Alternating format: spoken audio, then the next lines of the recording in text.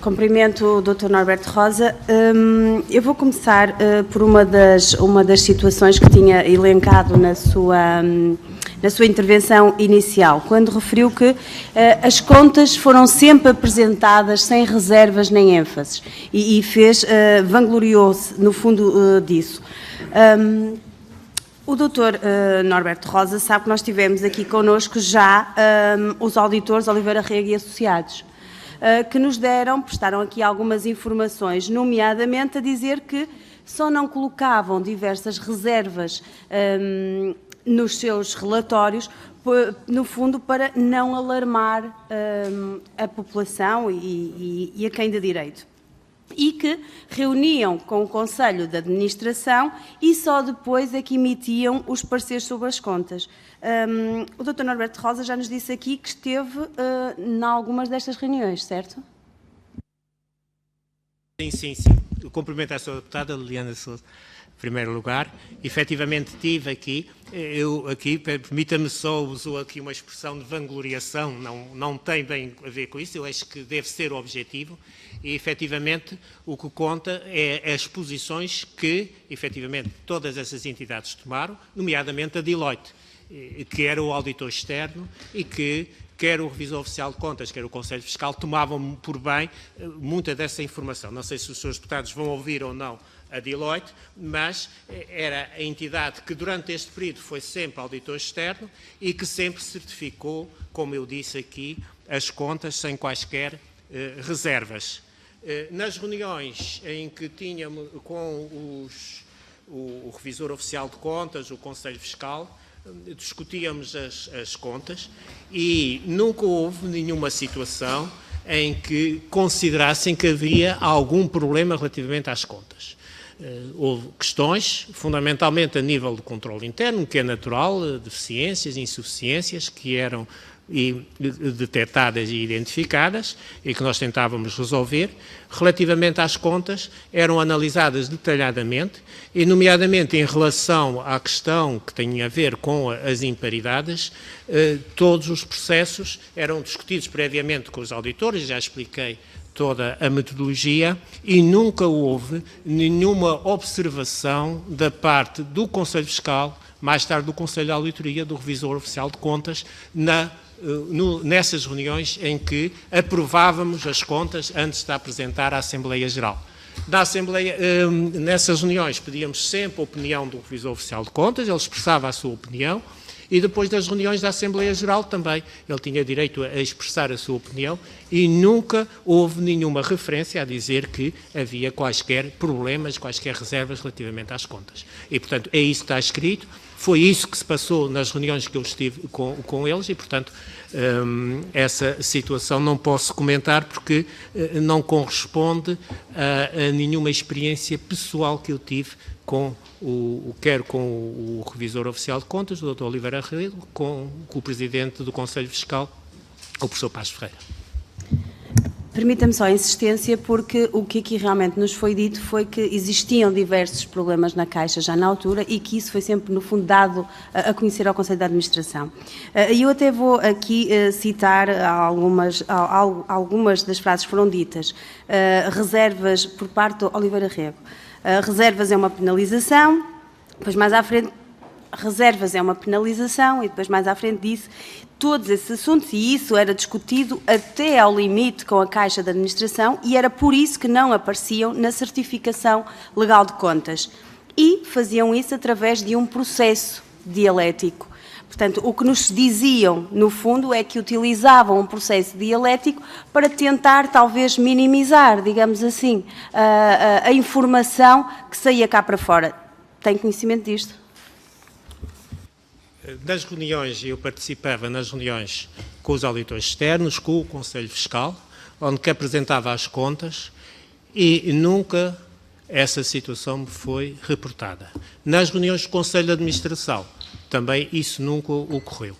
Não sei se tem algum documento em que efetivamente haja prova dessa situação. O que eu posso dizer é que durante o período em que estive na Caixa, sempre houve uma um acordo total relativamente aos resultados e à apresentação das contas, em que refletiam adequadamente a verdadeira situação patrimonial da instituição, e era isso que todos afirmavam muito formalmente nos pareceres, na certificação de contas e no parecer quer do Conselho Fiscal, quer do Revisor Oficial de Contas. Portanto, essa situação não posso confirmar, porque nas reuniões em que eu participei, e eu participava em geral todas as reuniões com o Conselho de Administração para discutir as contas, nunca tal foi apresentado, que havia alguns problemas que pudessem levar aqui a alguma reserva às contas e que essa reserva não era posta para não criar alarme social. Isso nunca foi dito na minha presença. E, portanto, penso que também nunca terá sido dito no âmbito do Conselho de Administração. Se houve algum contato com algum outro colega, também acho estranho, porque eu tinha a responsabilidade da elaboração das contas. Mas, no fundo, foi isso que nos foi aqui dito e foi só por isso que tentei perceber mais nada. Foi só Eu posso comprovar com toda a documentação. É ler os relatórios de contas de 2004 a 2015 e ler todos os pareceres. Tenho-os aqui, não vou ler como é evidente, os seus deputados provavelmente já leram e já verificaram que efetivamente o que eu estou a dizer corresponde à realidade. E, portanto, todo este período, nunca houve nenhuma reserva às contas e nunca foi referido em reuniões bilaterais comigo ou com o Conselho de Administração onde tenha participado alguma questão que levasse a colocar, ainda que de uma forma mais ténue ou qualquer forma, algum problema relativamente à elaboração das contas e que elas refletissem a verdadeira situação patrimonial da instituição. Sim, efetivamente acabaram por não aparecer essas reservas e esses ênfases, mas nós sabemos que existiram diversos problemas esses que geraram as imparidades, que geraram as perdas na Caixa Geral de Depósitos. Portanto, alguma coisa falhou em todo este processo, no processo de prestação de contas e naquilo que nós sabemos hoje atualmente.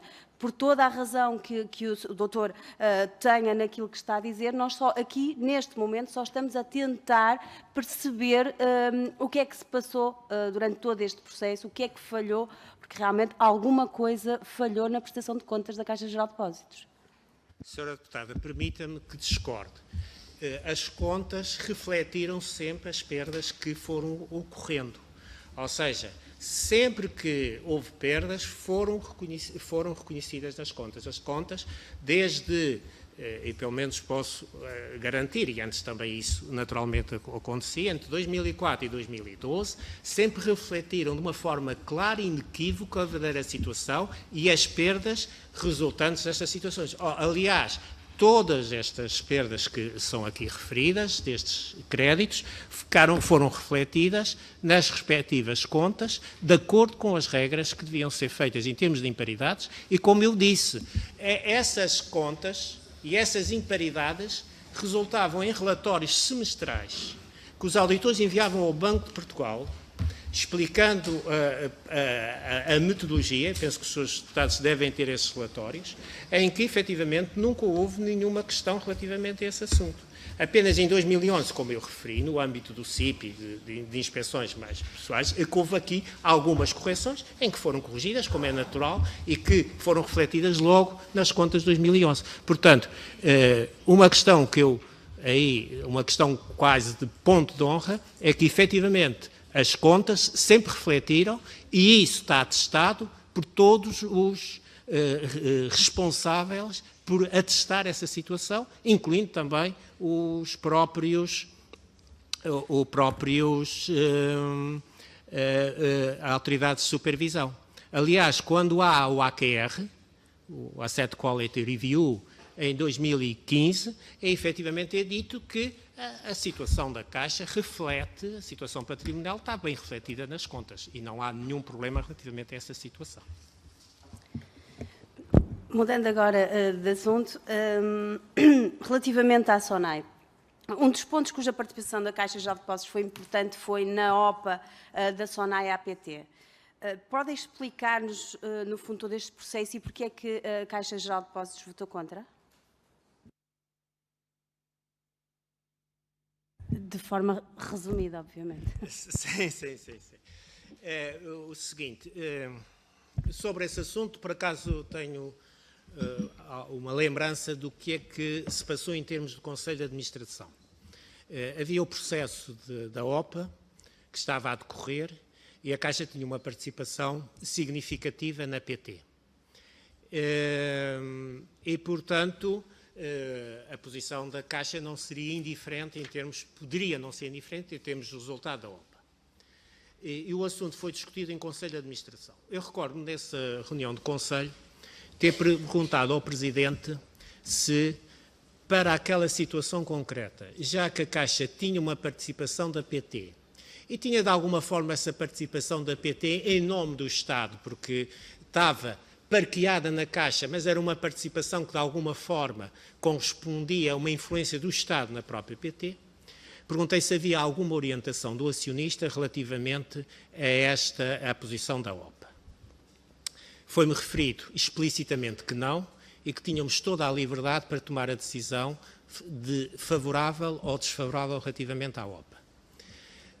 Portanto, discutiu-se de alguma forma as vantagens e as desvantagens em termos para a Caixa Geral de Depósitos, nomeadamente em termos financeiros. A minha posição era uma posição no sentido de que, naquelas circunstâncias, achava que a Caixa não se devia pronunciar num sentido nem noutro. Portanto, não deveríamos tomar uma posição. E foi essa situação que defendi no Conselho de Administração e ficou, penso que uma deliberação que foi decidido por maioria que votar contra a OPA. Foi uma posição, porque em princípio nos conselhos deve-se tomar posição favorável ou desfavorável. Eu tinha tomado uma posição mais ou menos de abstenção e, portanto, isso ficou referido. Fui eu mais um outro colega, penso que foi o Dr. José Rabalho, que também tinha a mesma posição, que independentemente das vantagens ou inconvenientes que podiam ter em termos financeiros, como participação financeira, achava que não devíamos ter uma posição ativa e proativa neste processo da OPA. E, portanto, foi essa a posição que tomei. No final de 2007 ficou decidido naquelas célebres reuniões com o Banco de Portugal e alguns acionistas do BCP que Santos Ferreira iria mudar-se da Caixa Geral de Depósitos para o BCP. Como recebeu esta notícia? Os senhores deputados podem dizer que eu nunca estou aqui no momento em que acontecem estes fatores, mas eu também estava no estrangeiro. Estava mais próximo, estava aqui em Espanha e portanto, foi nas férias de Natal e estava... E, portanto, na altura, recebi essa notícia com alguma estupefação. E qual o motivo da sua estupefação? Qual o motivo dessa estupefação? Porque não estava à espera que o Presidente e alguns dos administradores, ainda que fossem, portanto, antes o funcionamento do Conselho estava normal, não tinha tido nenhuma informação, que havia alguns indícios de que alguns dos administradores iriam sair para o BCP e, portanto, fiquei com alguma estupefação no sentido de saber que o Presidente e mais 2 administradores iriam para o BCP. E, portanto, fiquei admirado. Portanto, não estava à espera e, portanto, porque o fim do mandato, é evidente que o mandato terminava nesse ano, mas geralmente termina no final até a apresentação de contas e, portanto, a minha expectativa era que se mantivesse o Conselho até maio ou junho. Ou seja, a sua admiração não teve nada a ver com o facto de alguém que participou na concessão de centenas de milhões de euros para comprar ações de um banco passasse a ser administrador desse mesmo banco com os votos dos mutuários. Então não teve nada a ver com isso, a sua admiração. Eu não tinha conhecimento dessa situação. Ou seja, não tinha conhecimento, só mais tarde, quando se fez o levantamento, como vos disse, não tinha conhecimento de que tinha havido créditos colateralizados por ações do BCP no montante de cerca de 8%, como aqui já foi referido. Não tinha conhecimento dessa situação, só mais tarde é que tive conhecimento e, portanto, não estabeleci nenhuma relação casual desse aspecto. Hoje em dia, tendo esse conhecimento, volto-lhe a fazer a mesma pergunta, considera ético essa situação? Peço desculpa, mas eu não me vou pronunciar sobre essa pergunta. Mas eu vou insistir aqui um bocadinho.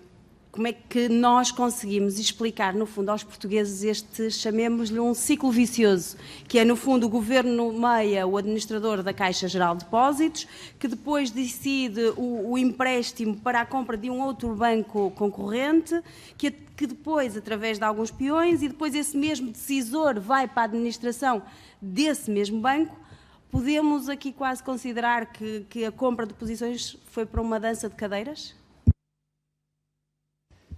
Senhora Deputada, eu não vou fazer juízo de valor sobre esta situação. Penso que é mais adequado perguntar aos próprios quais foram as razões que os levaram a tomar essas decisões. Eu não interferi nesse processo, como disse, quando regressei, tinha aqui outro presidente e outra administração, que também pediram-me para continuar, eu aceitei continuar na administração, mas naturalmente não vou pronunciar sobre a atuação do meu ex-presidente e dos meus colegas. Compreendo. Agora, abordando só um bocadinho aqui algumas dúvidas relativamente ao relatório de inspeção de 2011. Eu gostaria só que me ajudasse aqui a esclarecer alguns assuntos e algumas conclusões que estão plasmadas nesse mesmo relatório da inspeção de 2011. Eu vou começar aqui com uma frase e vou passar a citar. A grande maioria dos créditos analisados, para além de não terem amortizações ao longo da vida do empréstimo, têm sido constantemente sujeitos a prorrogações da data de reembolso inicialmente contratada, limitando a Caixa Geral de Depósitos a receber os juros e a obter reforços de garantias. Eu repito, limitando a Caixa Geral de Depósitos a receber os juros e a obter esses reforços das garantias. Estas decisões levaram a que existisse dificuldade, então, em obter este mesmo reforço de garantia. Ou seja, as decisões atrás limitaram a liberdade de atuação dos que receberam, no fundo, esta bomba nas mãos. O que tem a dizer sobre isto?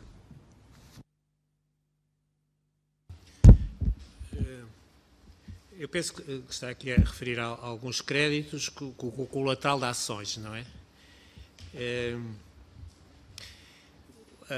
O que se passou foi que, efetivamente, a desvalorização dos colaterais atingiu um montante tão elevado que depois não foi possível às entidades que tinham contraído o crédito reforçar mais garantias. Houve um reforço em determinado momento, como eu aqui referi.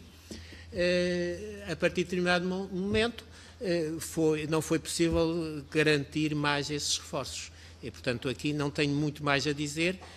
A minha preocupação na altura foi garantir que a situação patrimonial fosse devidamente refletida nas contas e seguir aqui a orientação que o Banco de Portugal tomou, que foi, em vez de fazer a avaliação de uma forma, fazer a avaliação por cotação de fecho, e fizemos isso, e a partir daí passámos a fazer com esse critério. E, portanto, foi essa a situação. Permita-me só que insista aqui em tentar perceber qual é a sua opinião relativamente aqui a um assunto porque nós temos mesmo esperança que com estas comissões consigamos esclarecer diversas matérias e, portanto, até no fundo que o doutor nos ajudasse aqui a distinguir e, no fundo, o trigo do joio. E eu insisto na pergunta. Considera que todas as decisões que foram tomadas atrás limitaram, no fundo, a liberdade daqueles que receberam todas estas situações que estão registadas nesta mesma inspeção de 2011? É evidente que todos esses créditos que depois entraram em incumprimento limitaram a atuação futura. Isso é perfeitamente evidente. E afetaram essa situação.